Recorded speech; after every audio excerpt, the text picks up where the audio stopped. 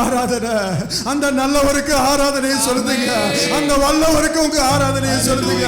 கிறிஸ்துவை மரித்தோரிலிருந்து எழுப்பினவர், கிறிஸ்துவை மரித்தோரிலிருந்து எழுப்பினவர், அவரை அல்லேலூயா மரித்தோரிலிருந்து எழுப்பும் பொழுது அவர் இடத்தில் நடப்பித்த அந்த பலத்த சத்துவத்தின் வல்லமையின்படியே இன்று விசுவாசிக்கிற நமக்குள்ளோ அல்லேலூயா அவருடைய வல்லமை, அவருடைய அந்த வல்லமையுடைய மகா மேன்மையான அல்லேலூயா அந்த மகத்துவத்தை நாம் அறிந்து கொள்ளும்படிக்கு நமக்கு பிரகாசமான மனக்கண்களை அவர் தருகிறார்.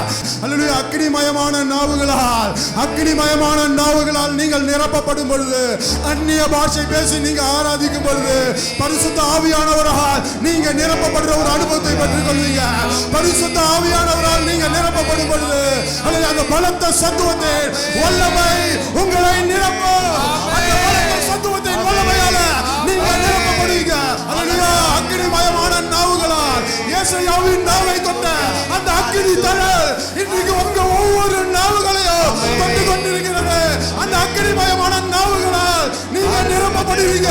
இயேசுவின் நாமத்துல அக்னிமயமான நாவுகளால் நீங்க நிரப்பப்பட்டு கொண்டிருக்கிறீங்க.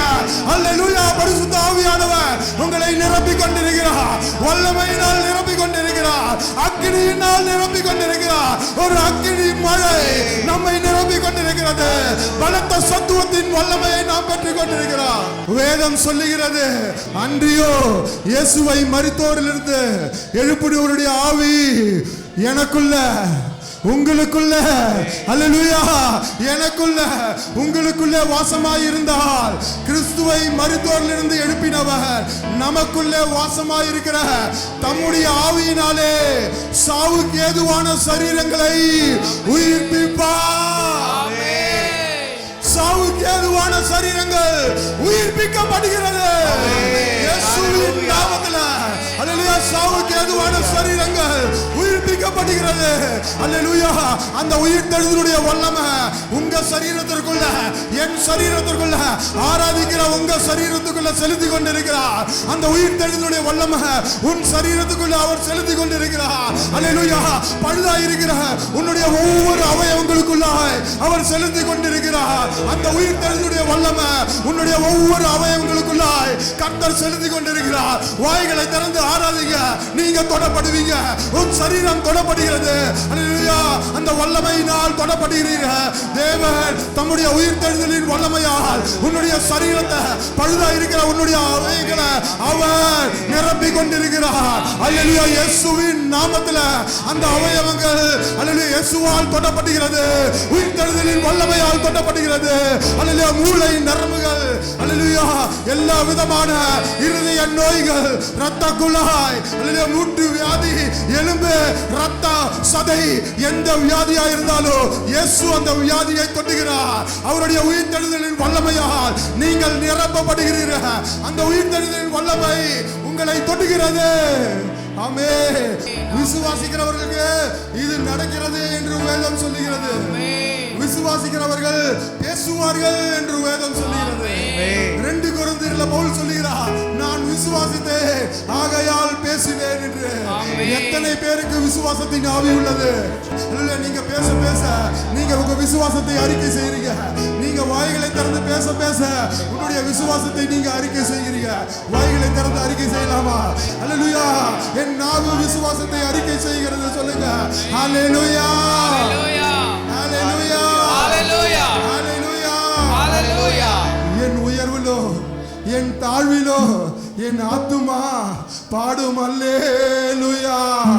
என் உயர்விலோ என் தாழ்விலோ என் ஆத்துமா பாடும் அல்லேலூயா.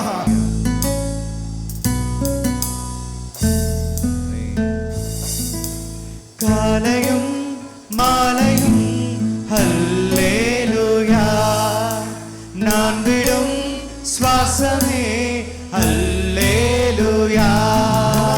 காலையும் மாலையும் அல்லேலூயா.